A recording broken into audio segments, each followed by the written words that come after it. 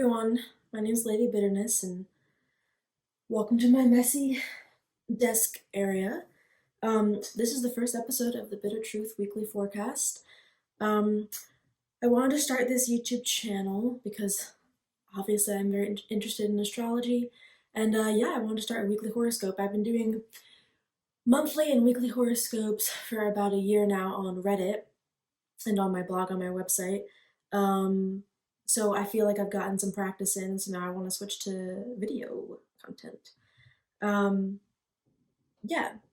So basically, what the Bit of Truth forecast is going to be is I'm going to walk through every day of the week. I'm going to talk about the major events of each week, and I'm going to talk about some important dates as well, and important aspects and transits of the planets in the sky currently.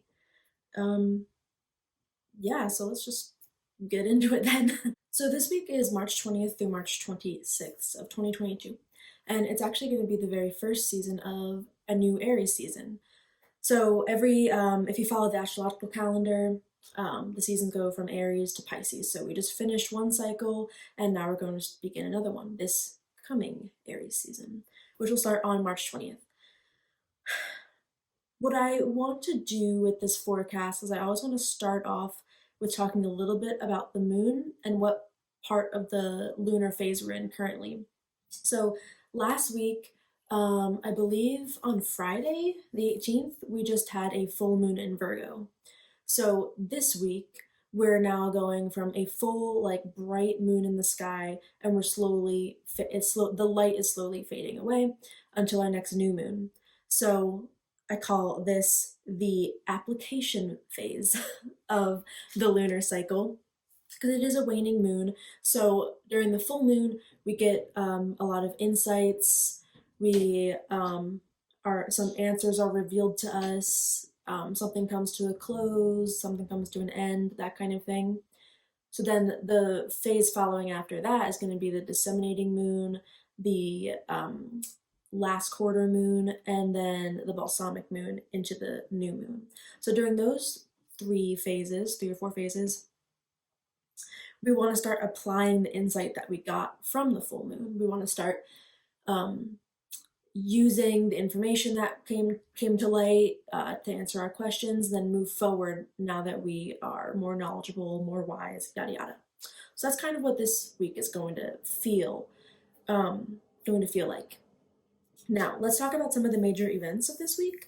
There's only two major events that I really feel like are happening. We've got a Mercury that is going to closely conjoin Neptune in Pisces this week. That happens on March 23rd, I believe. And then also throughout this whole week, we're going to still see Neptune making a trine to the South Node. Neptune will be in Pisces, the South Node will be in Scorpio. So let me talk a little bit about these placements and what I think about them. With Mercury in Pisces, it's not necessarily that comfortable in Pisces. Virgo naturally rules Gemini Mercury naturally rules Gemini and Virgo. And so those signs are a lot more detail oriented. They're about facts, data, information, categorizing, organizing, being alert, all those things. Pisces is naturally ruled by Jupiter. So a very different energy than Mercury. So when Mercury is in Pisces, I'm not going to say that it's necessarily uncomfortable or that it's bad or something like that, but it comes a little bit more unnatural because Pisces is a lot more about accepting everything, finding meaning in everything, absorbing everything. So not so detail oriented. But what's great about Mercury in Pisces is it emphasizes imagination, visualizing, brainstorming, dreaming. So if your dreams have been more intense lately, that's why Mercury in Pisces has been in this sign for a week and a half, a couple weeks now. But so anyway, when it comes into contact with Neptune, which is also in Pisces, and Neptune actually rules Pisces if you follow modern astrology. It rules it as well as Jupiter. They both rule Pisces.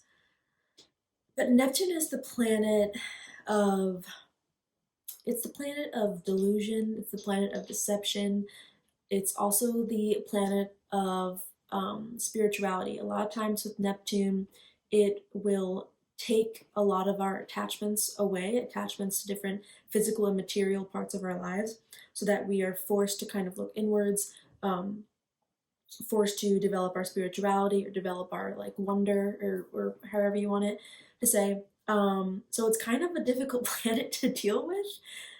Um, and some of the side effects of Neptune is that, yeah, it can cause delusion. So we can have a dream or imagination in mind, and if it doesn't work out, there can be incredible disappointment, or there can be incredible denial, and you can just delude yourself into thinking that nope, the dream's still going to happen, the fantasy is still real, everything is fine, everything is fine. So I talked a little bit about Mercury, I talked a little bit about Neptune. When they come together, it's almost like a reset. So this will happen pretty much once a year unless Mercury retrogrades, which is not going to retrograde in Pisces this year, so no worries about that. But yeah, once a year, Mercury will conjunct with Neptune, and it's basically a reset on their relationship together.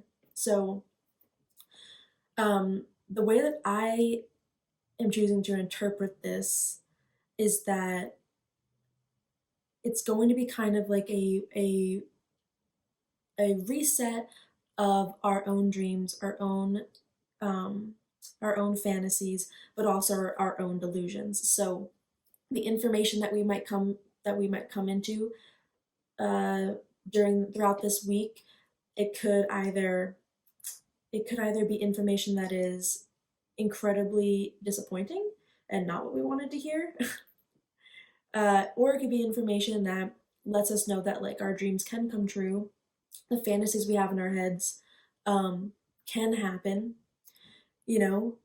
It can be this kind of like renewal of, I don't want to say inspiration, inspiration is more Jupiter, but Neptune is more of like it's not faith either, it's more hope. Neptune is more like understanding that as an individual I can't be in control of everything, so I'm just gonna kind of like let go and give it up to the universe or whatever you want, um, but keep the trust that it's going to happen or it's going to work out. So that can happen a lot. So another thing to look out for with Mercury conjunct Neptune is this need to accept everything as it is, um, because we might feel like we have very little control right now. There's a lot of uncertainty. Um, Mercury conjunct Neptune can also kind of renew our levels of uncertainty and feeling like we don't know what the next step is. We don't know where to go, we don't know where we are going, we don't know what the meaning behind everything that's happening is. Because again, Pisces is always looking for meaning, but sometimes there literally isn't any, um, which Neptune understands. That's why Neptune kind of forces us to look towards a higher power, or to just accept that as individuals, we can't be in control of everything and we can't tell the future. That's where Neptune comes in. So that could be a little bit of a theme this week. Um, Neptune, like I said, Neptune is also trining the South Node. The South Node right now is currently going through Scorpio. Um, what this looks like to me, the transiting South Node will usually bring up a lot of familiar issues of the area of life that it's traveling in your chart.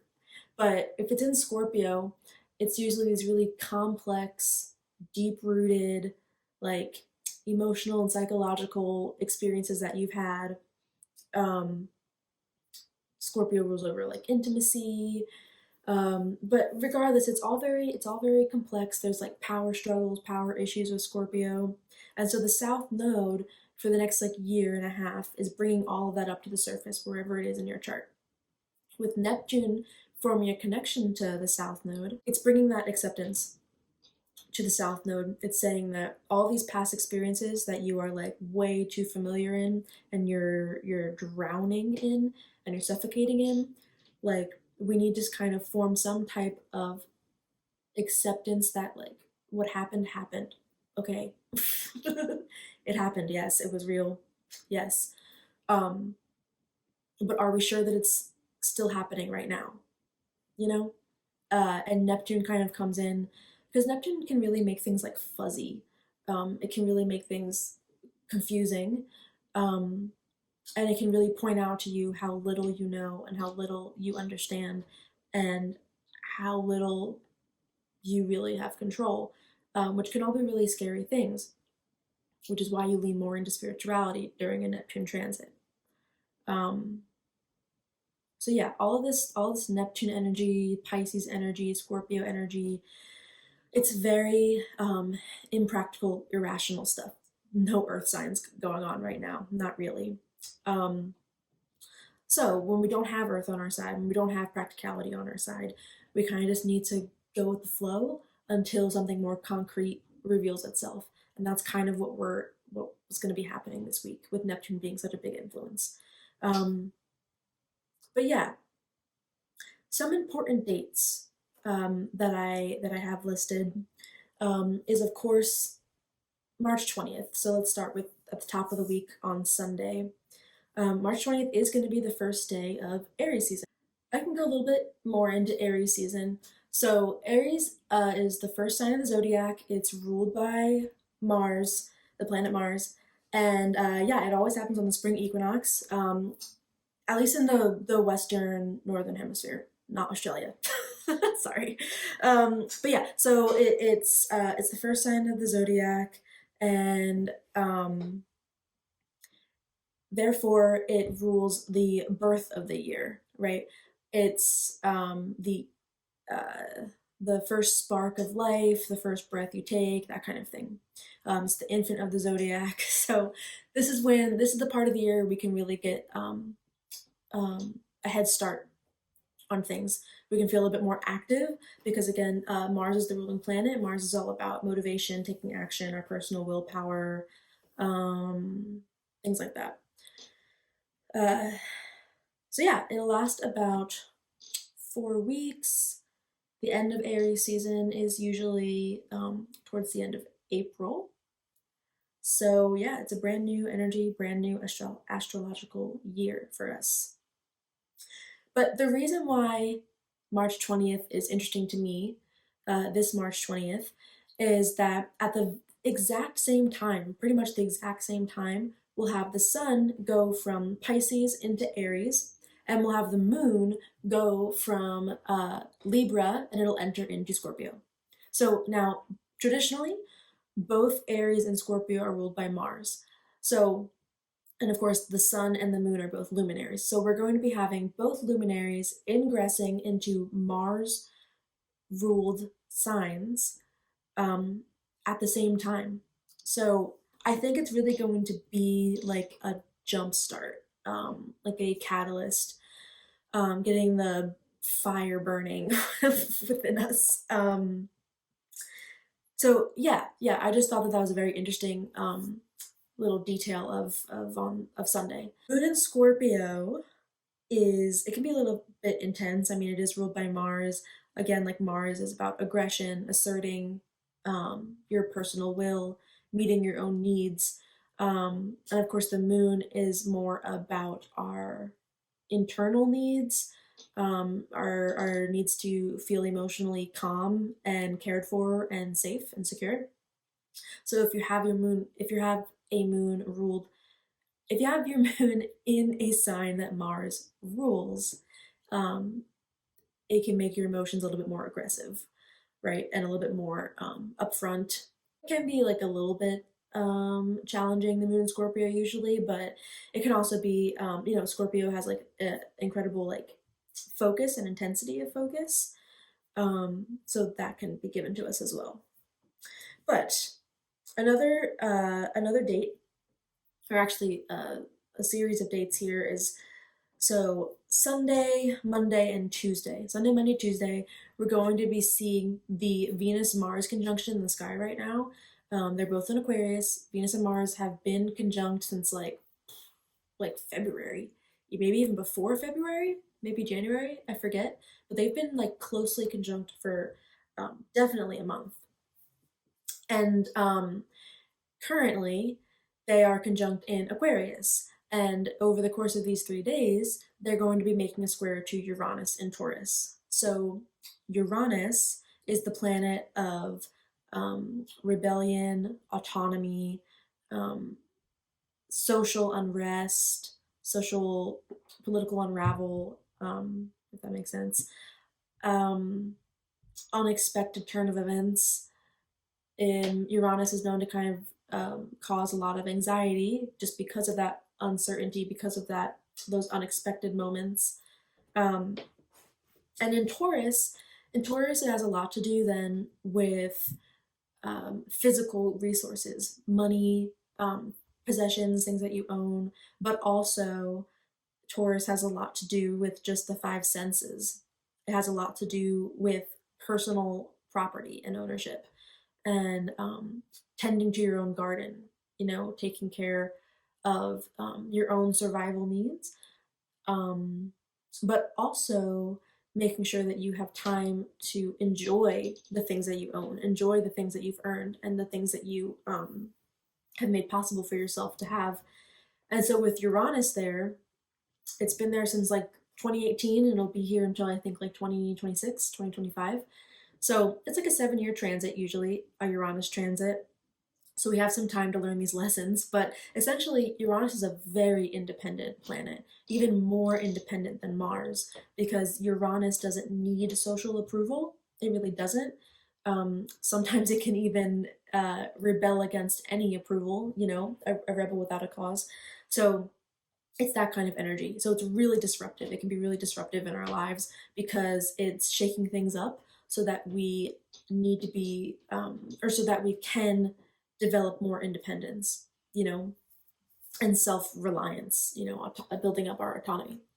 So with Venus and Mars squaring this Uranus energy, Venus is the planet of I see Venus and Mars as being both kind of interpersonal planets, how we relate to other people and how we come across to other people, how we get our own need met through relationship and through social contact.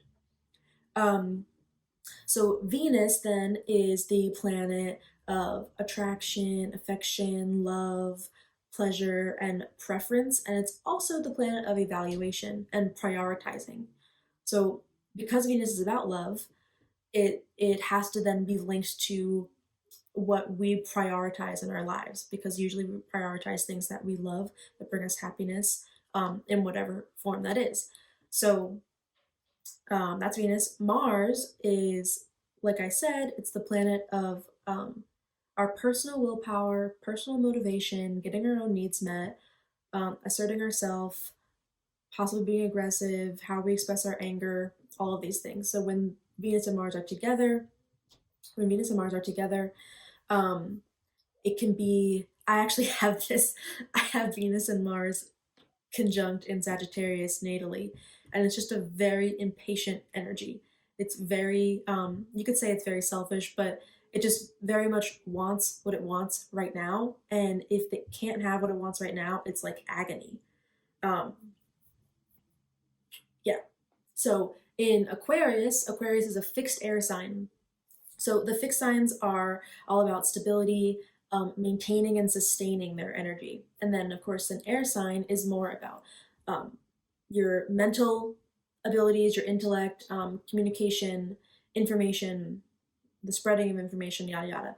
So Aquarius, then being a fixed air sign, it's very much trying to have stable aspirations, right? Like ideas for the future, ideas for progress, and really like sticking to those dreams, those goals.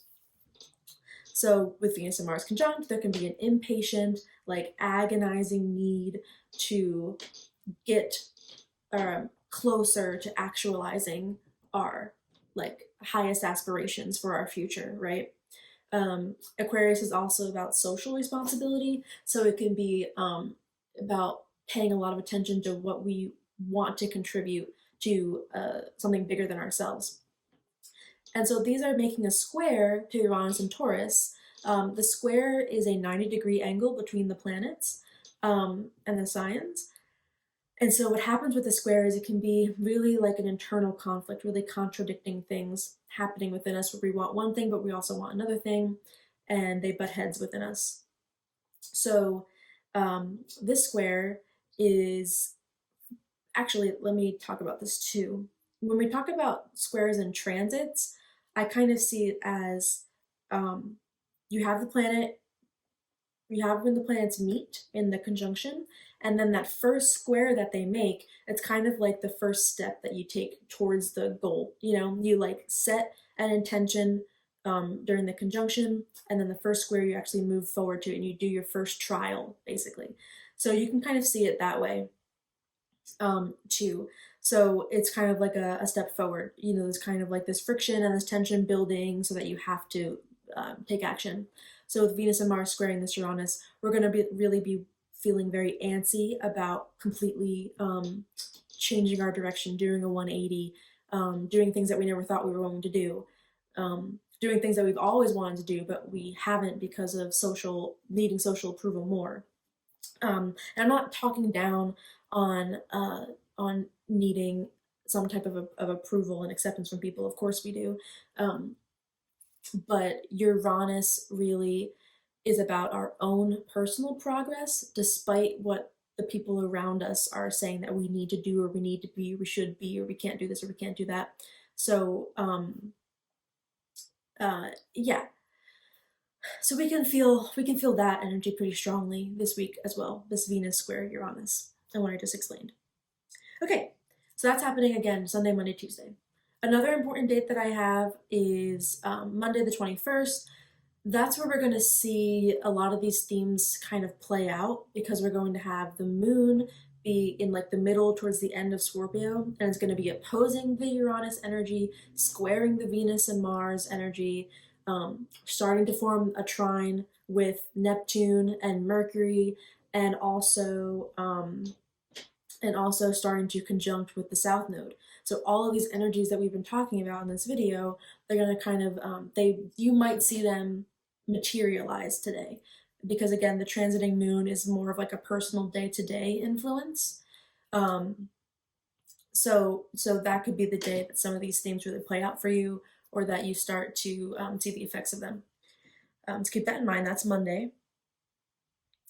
Um, on Tuesday, the 22nd, we're gonna see this moon in Scorpio start to make its trine to Neptune, Jupiter, and Mercury in Pisces. So on Tuesday, we might be a little bit more emotional. A lot of the times, I feel like when Scorpio and Pisces come together, um, it can be overwhelming, the emotions. Because again, they're both water signs, so there's not this practicality to them. There's not like a rationale. There's not logic, right? It's emotions, it's intuition. Um, so yeah, it can be a little bit emotional. So I just watched out for that on Tuesday, the 22nd. Um, then Wednesday, I don't think there's really that much going on. Wednesday, the 23rd. It's just that Mercury conjunct Neptune will be like at its most like close aspect on Wednesday, but we'll really be feeling that the whole week. So really, I want to get into Thursday, the 24th, um, because that is when the moon is going to be in Sagittarius, which is a much easier energy to deal with a lot of times than Moon in Scorpio. However, it is going to be squaring the Neptune, Jupiter, Mercury situation in Pisces. So whereas the days before that in Scorpio was making a trine, now it's squaring. So Moon in Sagittarius just wants a break. Like after going through Moon in Scorpio for as many days as we have, Moon in Sagittarius really wants like to feel a sense of relief, a sense of escape, a sense of adventure, um, that kind of thing. So, especially if it's squaring planets in Pisces, that might be your only option this week, is needing to do something out of your ordinary routine, um, that can give you a break from some of the deeper, like inner work that you might be doing, or some of the more like complicated, heavy issues that you might be dealing with. This is a day where we might need a little bit of room and space away from that kind of stuff. Um, so you might want to indulge there. Another thing happening this week, on the 26th, which I believe is Saturday, on the 26th, we have the moon conjunct Pluto in Capricorn. This happens once a month because the moon and its cycle, it'll make certain aspects once every month, once every cycle. And so this time it's moon conjunct Capricorn that we're experiencing right now. I feel like moon the for the past year, these moon Pluto transits, whether it's the conjunction or the square or the opposition, really it's the conjunction and the opposition between the moon Pluto has, I feel like, been really challenging. So it's been conjuncting Pluto when it's in Capricorn, and it's been opposing Pluto whenever it's in Cancer, the transiting moon. And yeah, it's been challenging. These signs are kind of difficult to deal with because Cancer and Capricorn are all about history, all about family, all about responsibility, protection, preservation of traditions. Um, yeah, also, well, I said they're a lot about responsibility. So Capricorn is a lot about authority. Capricorn is about the government. Capricorn is about long term commitments to effort and goals and that you're setting. And then Cancer, of course, is about protecting things that you are emotionally attached to, that you have memories with, and kind of the fear of that sense of safety and security being taken away. Um, yeah, so whenever this happens, um, it can be a little challenging. It can be a little challenging. Pluto brings up a lot of like primal fears, um, but at the same time, Pluto shows us the depths of human nature, but also the heights. So this could be a time where, or this could be a day where instead of falling to the depths of despair, which could happen, it could also be that you feel more intentional. And I don't want I shy away from saying like powerful when I talk about Pluto because it's like what does that even mean, really? So it's more so that you feel very intentional. You feel like you understand the situation because Pluto is very much about awareness because power is really awareness, right? Power is knowledge. So power is like having an awareness of all the different extreme outcomes that might happen within your situation and knowing and feeling very confident that you know how to produce the results that you want to produce within that scenario. So this could be a time where you feel like you're really intentional, you know what you're doing, and rocking it, I guess. But yeah, and then finally on Sunday, I'm going to talk about this more next week, I think. But on Sunday the 27th, we'll see Venus starting to conjunct Saturn. So Venus in Aquarius is starting to meet up with Saturn in Aquarius. Um, Saturn, I haven't really talked about Saturn that much, but um, Saturn has been in Aquarius since the end of 2020, and it'll be here until next year, around March of next year, 2023. And it naturally rules Aquarius, so it's pretty comfortable in this sign. Um, but it's basically been showing us a lot of you know where we feel a responsibility, excuse me, where we feel a responsibility to society, to our communities, to groups, to clubs, to organizations, where we feel like we need to contribute something bigger than ourselves. It's also been pointing out to us like what we really want from our futures, and it's been showing us our own limitations. Um, like what aspirations are honestly not going to work out, or what aspirations are just not going to work out as fast as we want them to. And how are we actually going to build? How are we actually going to step by step get to the futures that we really want? That's what Saturn has been showing us. So when Venus comes in and connects with Saturn this closely, we're going to start to see a renewal of their relationship. And to me, that means renewing a sense of commitment to our own personal relationships. But it can also be us reevaluating um, what we think is worth our time and effort, especially because Saturn is more long term, like months, years, like not just like moments, but these long-term commitments that we make. And so Venus being, ruling our what we prioritize and what we value is super important. We could be reevaluating and rethinking um, what we want to spend our time on. Are our importance really good for us? Are they bringing in pleasure and happiness, which is what Venus really wants, or are they draining us? So I think I covered kind of every major aspect of this week that I wanted to talk about. Um, I know that these first couple of episodes are going to be painfully awkward because I'm still getting used to my setup and talking to an iPad. Um, but thank you for bearing with me, and I hope that I was able to explain some things and have them make sense to you during this video. Um, but yeah, I think I'm gonna leave it at that, really. I think I'm gonna leave it at that. Thank you for watching. Thank you for dealing with this video and how it turned out. um, but yeah, I really appreciate it. I'm excited to continue with this series. I really love doing weekly horoscopes. It helps me understand astrology more and more and how to apply it to my life, and I hope that I can share that with you. If you'd like to learn a little bit more about me and my approach to astrology and how I got into astrology, you can go to my website, which is ladybitternessastrology.com, and yeah, you can learn a little bit more about me. And if you are interested in booking a reading with me, you can go to my website as well and just click on the book a session tab. And yeah, I have a couple of readings listed.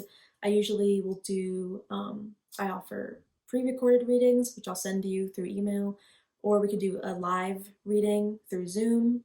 I think I offer an email reading as well if you just want to send me a couple questions and I'll answer them through email. Um, but I also offer a free video call. So if you just want to like get to know me or get to know what I think about astrology and how I approach it, and maybe you don't really know what reading would be good for you and your situation, the questions that you have right now, you can just book a free call with me for like 20 minutes, and we can like talk some of these things out, and I can tell you, which reading might be best for you. But yeah. So thanks for hanging out with me, and see you next week.